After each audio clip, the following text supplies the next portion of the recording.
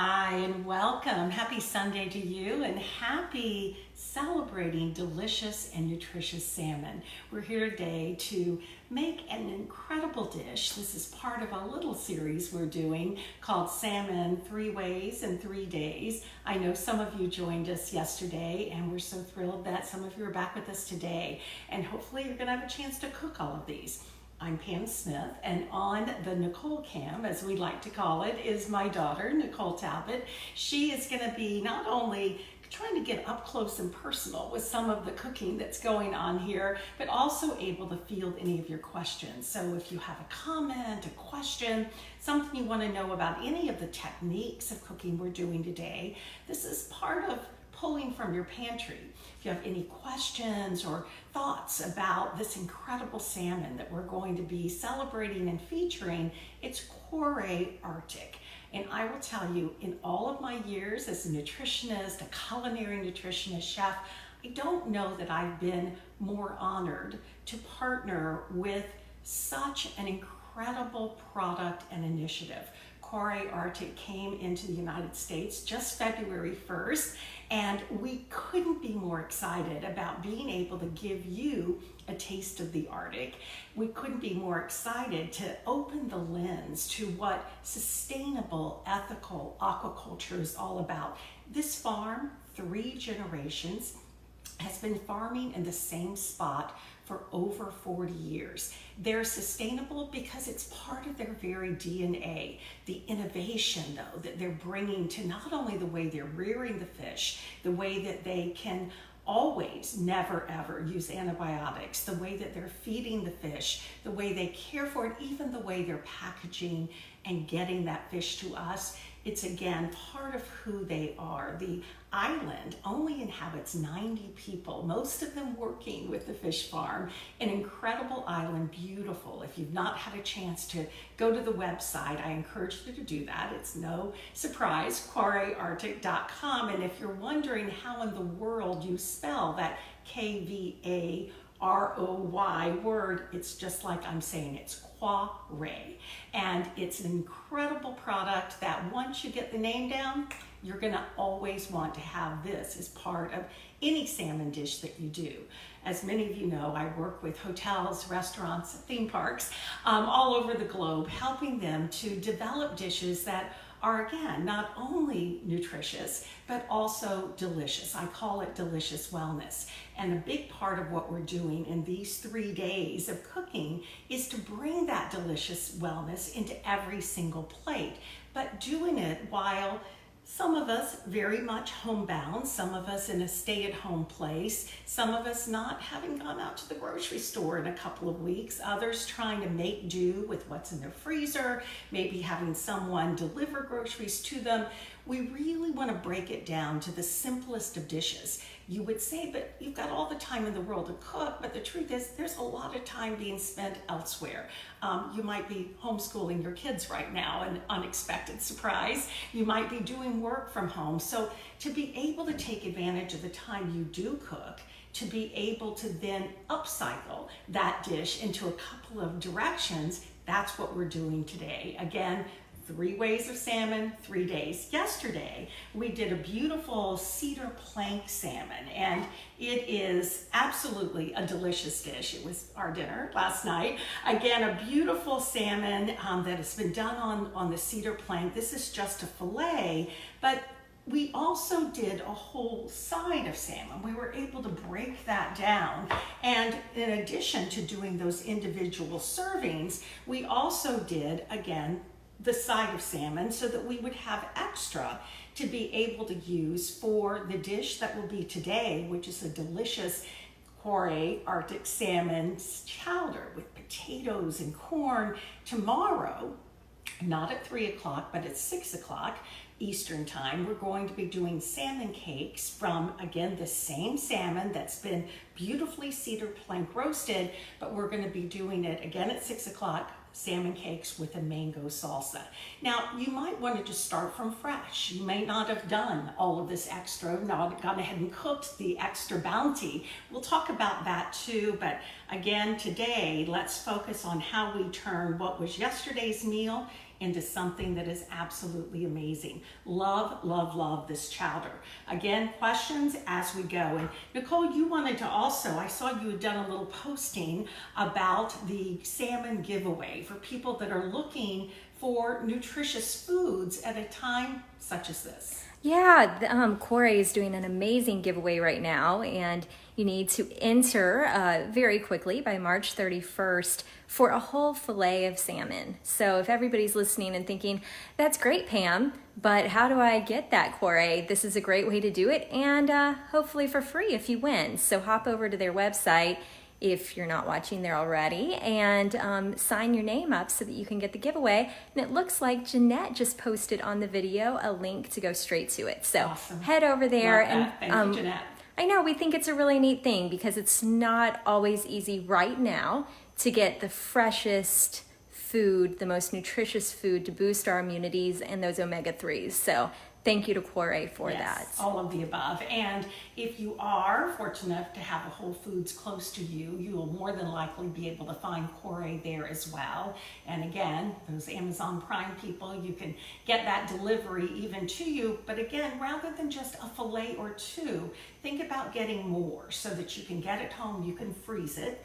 We talked yesterday about how we consider pulling from the pantry a little bit of an expanded pantry beyond just the dry storage you might have, the pastas or the crackers or the dried beans or the canned beans or the canned tomatoes you're pulling from, to also think of the freezer in that expanded way. So again, I have some of these fillets frozen in my freezer so that again, I have them to pull from as I go through. And there's some tips on the Kvarøy blog about how to freeze fish, how to freeze anything, but particularly that. Meanwhile, I have turned on this pot. It's a beautiful Dutch oven, whatever you have to cook with. It could be a stock pot. Just gonna add a little bit of olive oil to it, and then I'm gonna start adding my vegetables. Again, the recipe is provided for you. We're adding some diced celery, a cup of that, a cup of either yellow peppers or red peppers. I have both, so I used both. And to be honest, I tend to really like spice more than everybody in this room does. So I also am gonna add just a little touch of some jalapeno. Back to getting groceries delivered, I wanted to order one jalapeno, and I ended up getting a pound of jalapenos. So I've got a lot of them to pull from, and I'm adding just that touch of it. It just goes in right with the peppers. If you don't like that little extra bit of fiery heat that jalapenos give, absolutely leave it out. I know a lot of people like the smokiness that comes, talking about pulling from the pantry, that comes through chipotle peppers packed in adobo. That would also be great to do, but I wouldn't add it here where I'm doing the sauteing of the fresh vegetables. I would add it a little bit later when I start adding the liquids and the broths. We're just gonna let that kind of do its magic. We're looking for the celery, the peppers, the onions to start to soften just a bit. They're gonna continue to cook. So again, we're not looking to get them cooked all the way through, just a little translucent, which you'll see with the onions, before we start adding the rest of what's to be. Speaking of onions that I'm looking for, need to get them in there because they're not in yet. So we'll add that as well. Got all excited about my jalapenos. So I'm not adding the garlic yet. A big part of what we're doing here with this chowder is developing flavor. It's layers upon layers of flavor. And again, Nicole and my daughter Danielle will be the first to tell you I'm really into soups. I love making chicken chili. I love making this salmon chowder. I love being able to turn the simplest of things into something really sensational. I love using this salmon in a bouillabaisse. It's just so easy to do, and it's relatively quick to do as long as, again, you just develop those flavors. What's happening here is the peppers, the onion, the celery is starting to release some of their essential flavors into that olive oil and into some of the moisture that's cooking out as well. Didn't want to add my garlic yet because the garlic tends to burn rather quickly, and really nothing worse than the taste of burnt, not caramelized, but burnt garlic. So I wait just a few minutes before I add that, and I'm going to do that right now. Now again, we call for a few cloves of garlic. You can take that up as much as you want.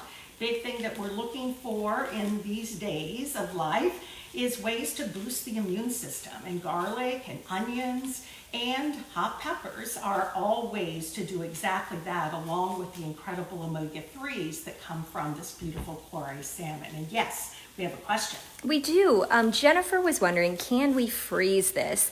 Or do we need to freeze the base and then add the other ingredients later? It's beautiful because it's very freezable. And what I encourage, and it's kind of that freezing 101 tips, is when you make it, get it completely finished, just leaving the garnishes off. So we're going to be adding some fresh parsley. We're going to be adding some Parmesan, but you'll want to, of course, leave that off and freeze it into manageable packages.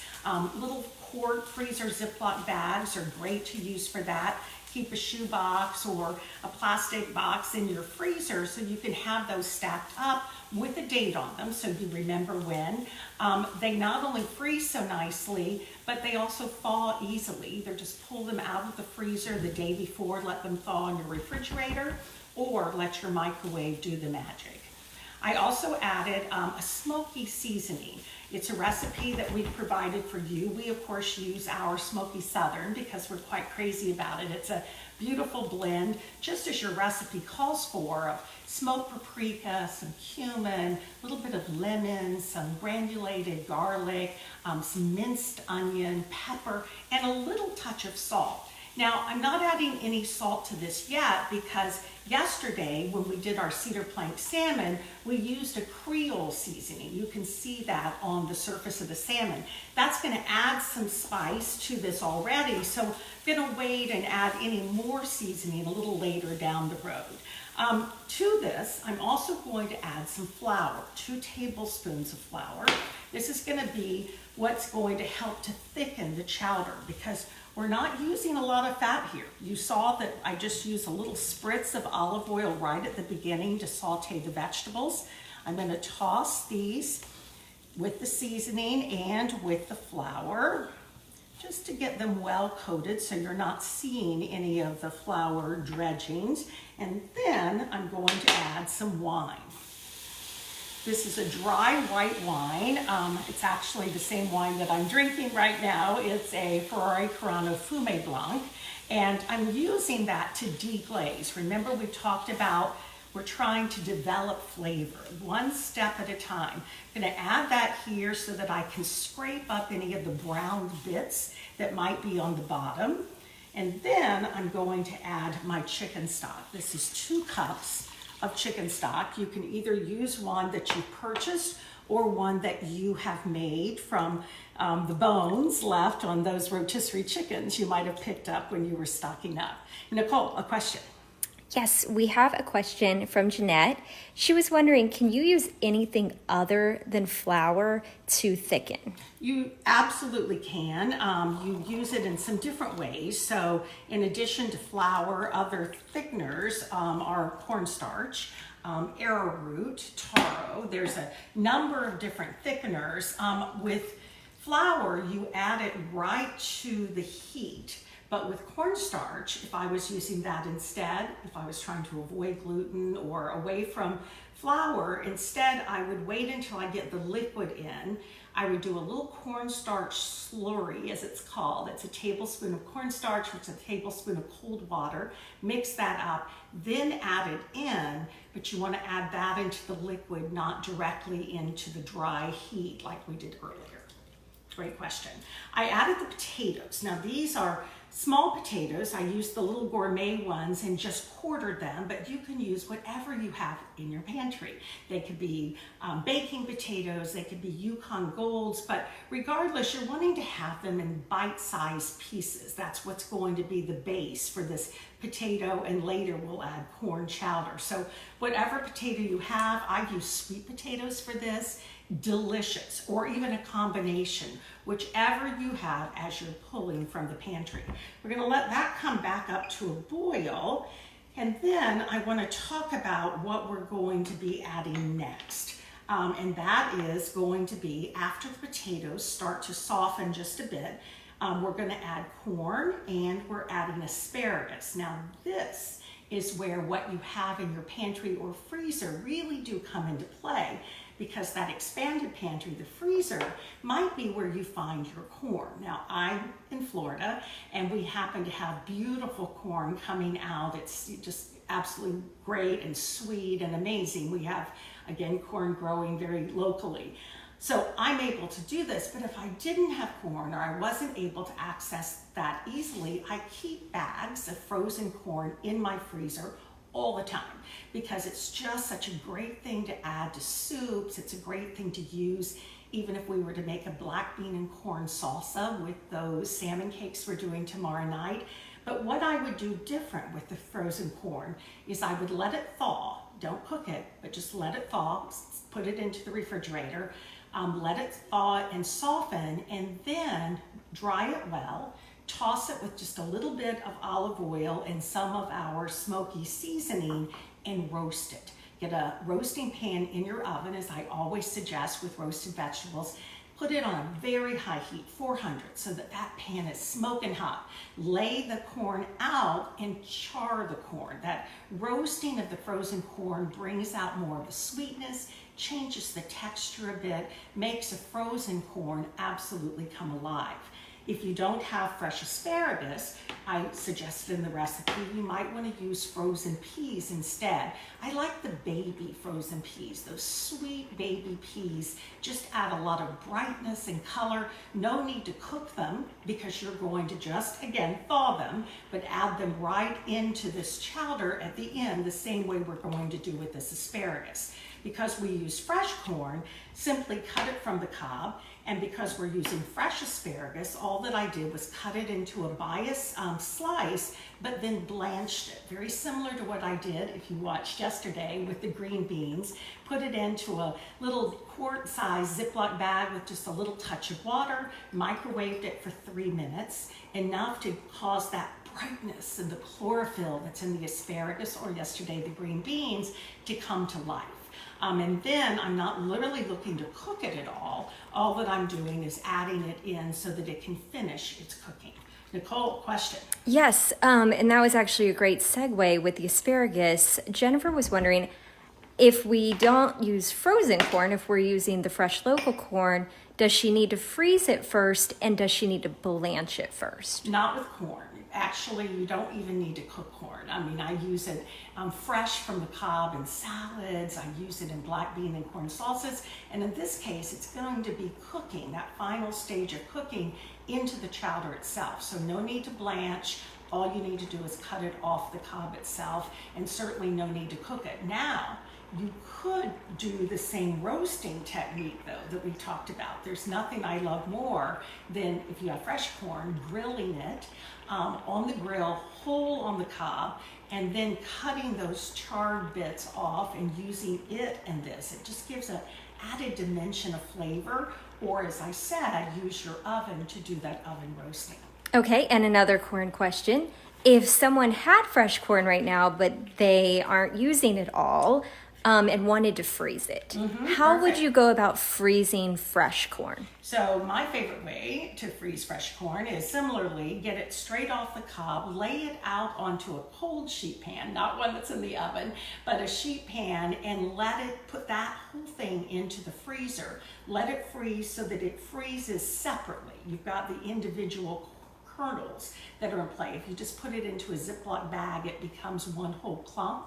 Once it's frozen, the individual kernels are frozen, then you can take it off the sheet pan and get it into a Ziploc bag and put it right back into the freezer.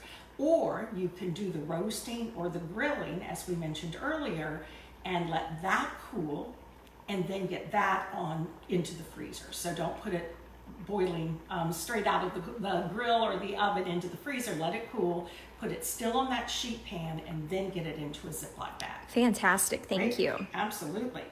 Okay, so meanwhile, our potatoes are cooking. Again, they're cut into some bite-sized pieces, so they're gonna cook pretty quickly and pretty easily. But Nicole, if you get into this, you see how already, because of the flour and because of the chicken stock that we added, the potatoes are starting to release a little bit of their starch as well.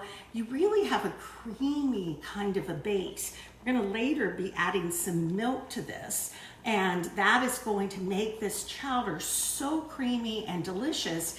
But again, we've not used heavy cream. We've not used anything that is thickening it other than just that little trick with the flour or cornstarch, as Jeanette had asked, to be able to do our thickness, but without having to rely on heavy cream. So I'm gonna let that have its fun before I come back and add the vegetables and add what I would consider to be our star today, which is our salmon. Now, I already mentioned that we had cooked this salmon yesterday, cedar plank. If you had not done that and just wanted to use fresh salmon that you had, or maybe one of those frozen pieces that you had, thawed, what you would do is let it thaw in the refrigerator or in a tightly sealed bag under cold running water, and you could at this point add the salmon raw right into the chowder with the potatoes. It will literally poach the salmon in. I tend to like to cook it first because I like the texture while cooking it on the cedar plank, or even if I just pan seared it or had some leftovers from what I had grilled, there's a different kind of surface texture, and there's a little bit of a caramelization of flavor that I love how it imparts. All I'm going to do with this is just flake the salmon, and I'm flaking it into pieces about like this. I would call them thumbnail. And when you're flaking it, you really start to see the beauty of this Kvarøy salmon. I will tell you, chefs love the salmon. They love it because of the flavor. They love what we call miroir, which is like wine, terroir, which is its sense of place and provenance. Miroir is the beautiful taste of the sea, but because the feed is so beautiful and clean, it's this clean, pristine taste. But because those fish are swimming so intensely hard in those cold Arctic waters, the fish is very firm to touch. It's not mushy like many farm-raised fishes. Instead, you've got a firmness, a right texture, and again, you can see almost the beautiful omega-3 that is within it. Again, just flaking it almost to a thumb size. And this is the same thing that I'm going to be doing because I'm going to use the rest of this in my salmon cakes for tomorrow. Yes? Can you freeze the extra Kvarøy Arctic salmon the extra cooked Kvarøy Arctic salmon if you had extra? Let's say that you had made your cedar plank salmon yesterday, but you're not going to be able to make this for another week or 2 weeks, or you just want to always have delicious salmon in your freezer ready to go at any moment. Yes. Would you freeze it whole, or would you freeze it in pieces like you just did? So I would either freeze it raw before you cooked it, or as your question is, if it is cooked, I probably would still go ahead and, rather than flaking as I did, I would instead go ahead and cut it into an actual fillet. By freezing it like that, it gives me more options. I could either just pull it out and use it whole on top of a salad, or use it on top of a dish of pasta or in a rice bowl, or actually flake it as we just did. So I like to freeze it when it's cooked in more of a whole fillet place. Fantastic, thank you. Okay, so these potatoes are coming right to the point, and we want to make sure that we get them again softened, but with enough of a bite to them so that you're really getting to enjoy the potato. Because they're baby potatoes, because they're quartered in bite-sized pieces, they cook really easily and nicely. What have they been cooking for maybe 10 minutes or so? So to this, I'm going to go ahead and add that corn. I'm going to add that asparagus, and again, this could be peas. I actually thought this morning when I was preparing the asparagus that you could also use edamame. edamame would just add such a nice touch to this. Same thing, buy the edamame already shelled, so it's just the edamame beans itself, and thaw them before you add it in, just like you would do with the peas. I'm also now going to add the milk, and this is a 1% milk. You can use 2% whole, whichever you happen to have. The Parmalat UV protected milk, whatever you have on your shelf, can work out beautifully. And I'm not really going to want it to do much more than come to just a light simmer here, because I'm not wanting the milk to break. Again, this is not heavy cream, so I'm just going to let that come up just a little bit. And then I'm going to add some fresh herbs. We called for flat leaf parsley because it's a little more available. You can use dried herbs here. We have a little herb garden growing in the back, and so I just took a little variety of herbs. You can see some of them that we pulled in here, and have done a little fresh chop of those, about 2 tablespoons of the fresh herbs added to this mixture. And then I'm going to add the star, which is our beautiful salmon. Oh, it is beautiful. And we have a question. Yes. You said you don't want the milk to break. Mm-hmm. What does that mean? So, because milk is a blend of both proteins and some water, in addition to a little bit of the fat, depending on which percentage of fat you're using, if you boil milk, and maybe you've seen that before, you've gotten a little crazy and you're trying to boil a pudding or something, and all of a sudden it starts separating. The protein solids separate out, and you're left with kind of this blend of a little water with some of those protein solids that are the whey that's in the milk. So again, we're trying to gently warm it, but not let it come to a hard boil, and no need to, because everything is cooked right within it. Fantastic. Quite Oh, it looks so beautiful, right? delicious. Yes. So and everybody's writing that they wish they could smell this with us. And we agree. And we totally agree. I'm seeing that I'm not having made my little tasting spoon, so I'm going to get the largest tasting spoon in history. Oh, that so works. I can do this. All right. This is the test. Oh my gosh. The layers of flavor are all there, but I will tell you, I am going to add just a little bit more of the smoky seasoning to it, because I'm not getting quite the salt. I didn't liberally season the cedar plank salmon that we did last night, so I'm going to add a little bit more of that. And I wouldn't fear adding just a little touch of salt. If you taste yours and it just seems to need a lifting up, use the salt. But if you do, the salt that we like to use is a diamond crystal kosher salt. It's actually a chef's best friend. The crystals of the diamond crystal actually are formed in such a way that it's a little lower in sodium than a traditional, even kosher salt, and much lower in sodium than what you would find in certainly a table salt. Kosher salt, always the salt of choice. Oh, amazing. Biggest question of all, can we deliver to Chicago, Atlanta, anywhere in California? Yes, I see a number of people who are wondering how in the world we get this to them. And I'd say that our best way to get it to you is via the recipe that is posted on the Kvarøy Arctic Facebook page. It's a front and back recipe, so make sure to look at both sides. And that is for the cedar plank salmon for yesterday, the salmon chowder for today, and tomorrow's salmon cakes. I can't wait for you to have those. So you see, all that I'm doing is just doing a nice healthy serving of this. 3 ladles, it's about 12 ounces of the chowder. You see all of the beautiful colors and the flavor.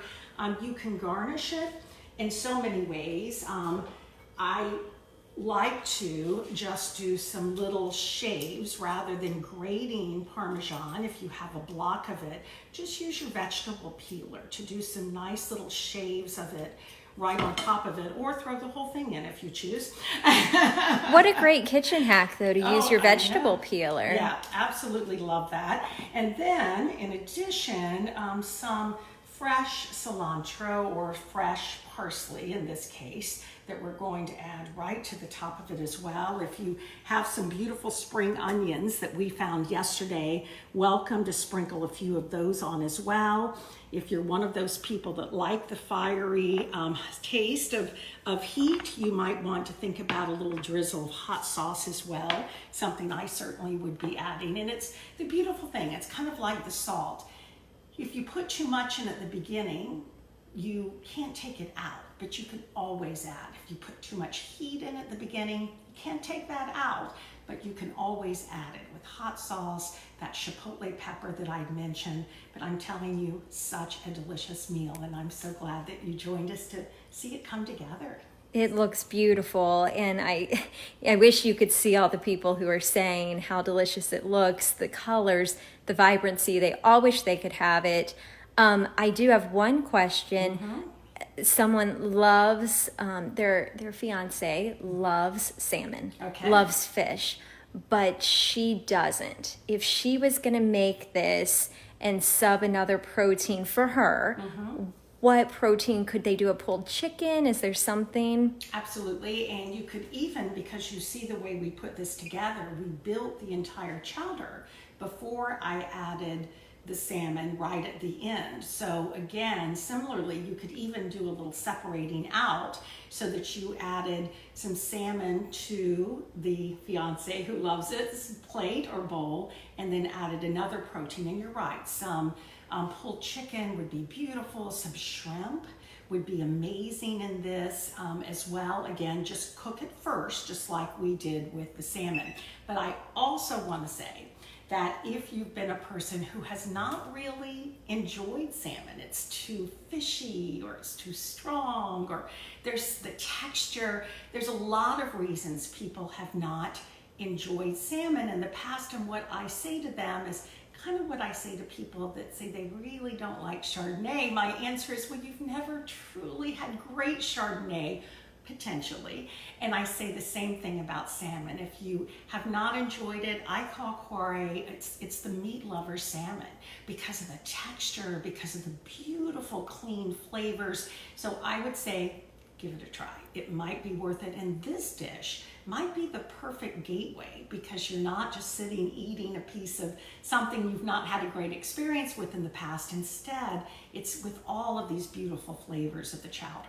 That's wonderful. Thank you. And I will say I got to try the Kvarøy salmon for the very first time yesterday, a momentous day, and it really was the best salmon I've ever had, and very mild. Yes. So none of that fishy taste. So maybe to those of you who are thinking, would I do it if Pam says to do it?